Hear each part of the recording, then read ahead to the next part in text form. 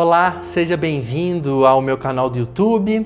Meu nome é João Romeu Morelli e nós estamos aqui mais uma vez nesse dia para estudar sobre o panorama do Novo Testamento.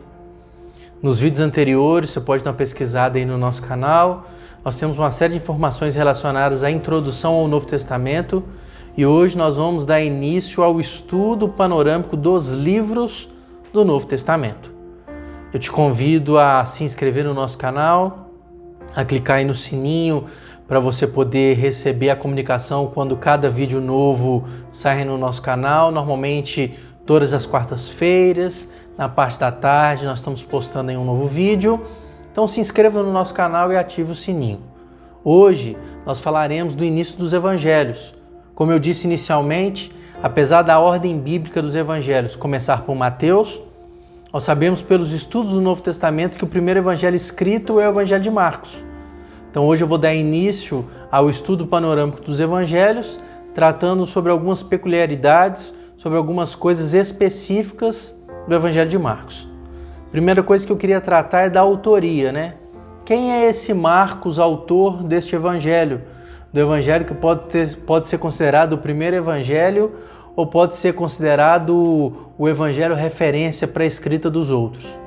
O Marcos, também chamado João Marcos, era um jovem no período da narrativa do Novo Testamento, primo de Barnabé, aquele que participou da primeira viagem missionária de Paulo e de Barnabé, aquele que participou também de uma viagem missionária com Barnabé, e essa participação dele gerou até um conflito entre Paulo e Barnabé lá no livro de Atos, e acabou que eles se separaram. Paulo vai para uma parte, cumpriu o seu chamado junto com Silas, e Barnabé vai com João Marcos, o seu parente.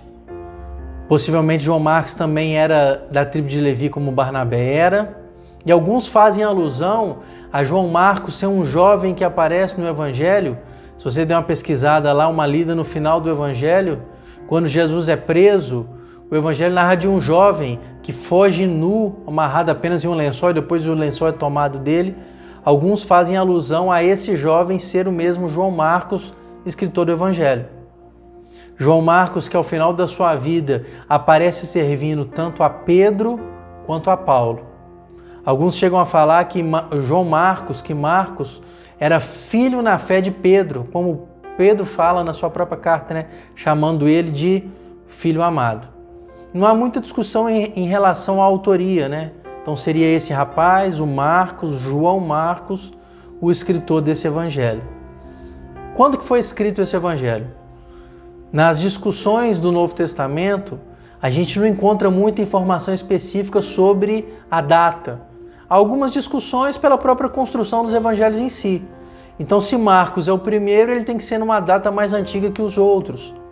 Então você vai encontrar autores que discutem a data de Marcos desde o ano 45 depois de Cristo até autores que vão colocar ele por volta do ano 70.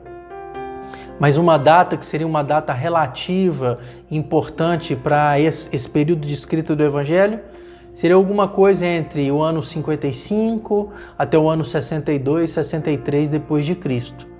Na interpretação do texto, a data ela não é tão relevante, mas como nós estamos fazendo um estudo panorâmico, vale a pena pontuar sobre ela.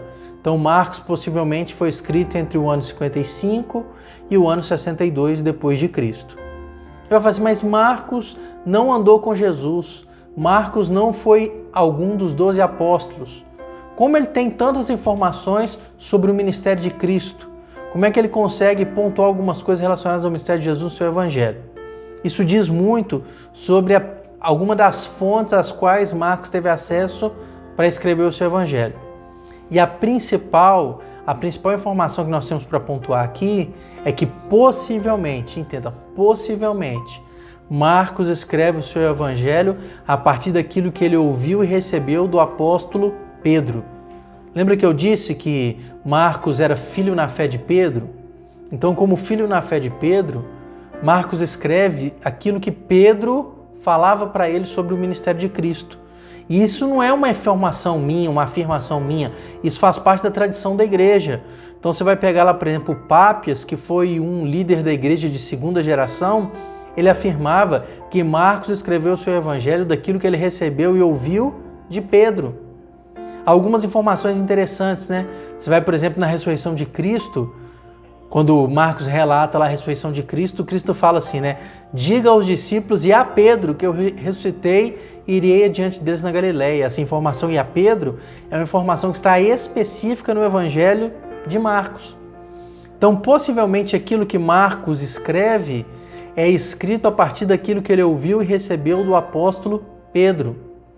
Então a gente pode falar que é o Evangelho de Marcos a partir de Pedro, ou é o Evangelho de Pedro escrito por Marcos. Então, a grande fonte de inspiração de informações de Marcos é aquilo que Pedro contava, aquilo que Pedro pregava, aquilo que ele ouviu do ministério de Cristo a partir de Pedro. E algumas informações importantes do texto em si, né? Como é que Marcos apresenta Jesus para os seus ouvintes? E vale aqui ressaltar, né? Quem eram os ouvintes de Marcos? Se Marcos escreveu a partir daquilo que ele recebeu de Pedro, possivelmente ele escreveu quando Pedro estava preso. E nós sabemos pela história que Pedro foi levado a Roma, preso, e lá ele acabou sendo mártir, acabou sendo morto. Então você está falando isso no final do primeiro século ali, né? Na virada da primeira para a segunda metade, entre os anos 55 até 62, 65 por aí, né? Então Marcos recebe de Pedro e Pedro foi preso em Roma. Então possivelmente Marcos está escrevendo o seu evangelho para os romanos, para aquele grupo gentil romano que precisava de receber a mensagem de Cristo. Talvez por isso, e com uma certa certeza, né, se Marcos escreve para os romanos, é por isso que é um texto que tem pouco conteúdo de ensino e é um texto muito de ação, né? Nós sabemos historicamente que os romanos eram um povo muito ativo, de muita atividade, que gostava de ação, né? Veja que a grande diversão dos romanos era ir para o Coliseu ver lá as lutas de gladiadores ou aquelas lutas lá que colocavam os cristãos lá com animais. Então os romanos eram um povo de um nível cultural baixo, mas que gostava muito de atividade. No Evangelho de Marcos, Jesus anda para lá, anda para cá. Você pega num capítulo, Jesus passa por 3, 4 cidades, acontece 5, 6 acontecimentos diferentes na vida de Jesus. Tem um texto das ações, né? Então é esse Jesus que Marcos vai apresentar para o seu público-alvo, para os romanos. Jesus, para Marcos, ele é o servo sofredor. Enquanto para Mateus Jesus é o rei, enquanto para João é o filho de Deus, para Marcos ele é o servo sofredor. Aquele que deu a sua vida em resgate de muitos. Você vê que Marcos não preocupa com genealogia, né? Jesus já aparece adulto, começando o seu ministério.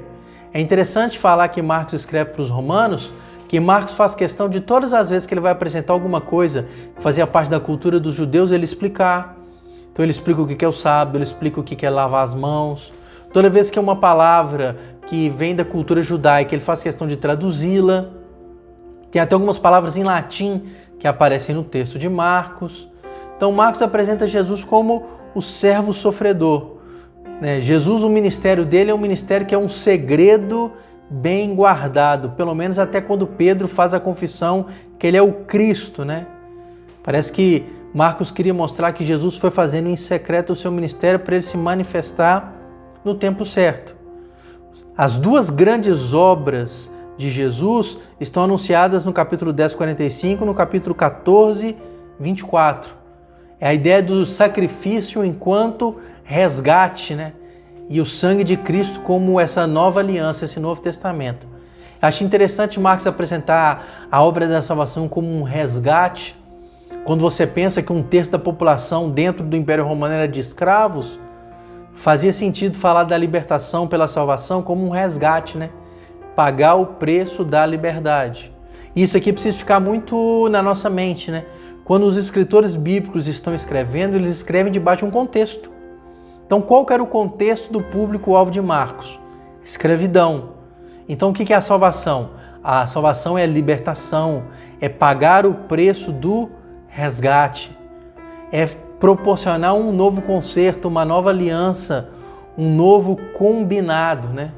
Então, Jesus vem para libertar as pessoas, a morte e a ressurreição pagam o preço da escravidão, gerando liberdade, gerando libertação. E é interessante que se você pega isso, você vai encontrar alguma similaridade entre os ensinos de Marcos com os ensinos de Paulo.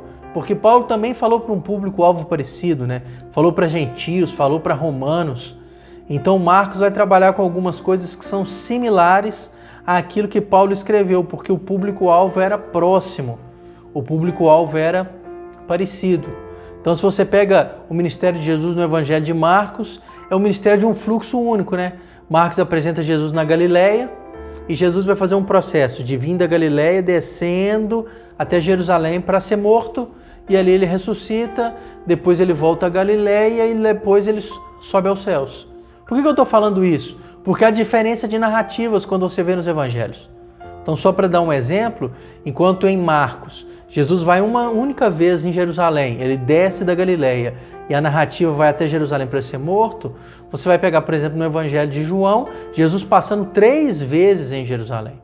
Ele conta 3 passagens de Jesus em Jerusalém no Evangelho de João. Já em Marcos, é uma única narrativa, Jesus da Galileia até Jerusalém para ser morto. Por que disso? É a narrativa que Marcos escolhe a partir daquilo que ele ouviu de Pedro. Então o Evangelho de Marcos é um evangelho que Marcos escreve a partir daquilo que ele ouve do apóstolo Pedro. É um evangelho que apresenta Jesus para os romanos. É um evangelho que apresenta muitas obras, as ações de Jesus. Jesus é apresentado como aquele servo que veio morrer para libertar, para resgatar e para apresentar uma nova aliança, um novo compromisso, um novo projeto de vida. Semana que vem nós continuamos e no próximo vídeo eu vou falar sobre o Evangelho de Mateus. Para encerrar esse nosso vídeo, a minha indicação de hoje é este livro aqui, ó, O Novo Dicionário da Bíblia, editora Agnus, John Davis. É um livro excelente, com um conteúdo extremamente relevante, e é bem legal você ter livros como esse, porque são livros de consulta. Então você vai pegar, por exemplo, o dicionário ele vai trabalhar com algumas informações sobre lugares, sobre pessoas, sobre principais temas da Bíblia, do Novo Testamento. Então aí na descrição do nosso vídeo tem o link se você quiser adquirir esse material. O Novo Dicionário da Bíblia de John Davis, da editora Agnus, é a minha indicação, o livro que eu recomendo nessa semana. Deus te abençoe, até o próximo vídeo, um abraço.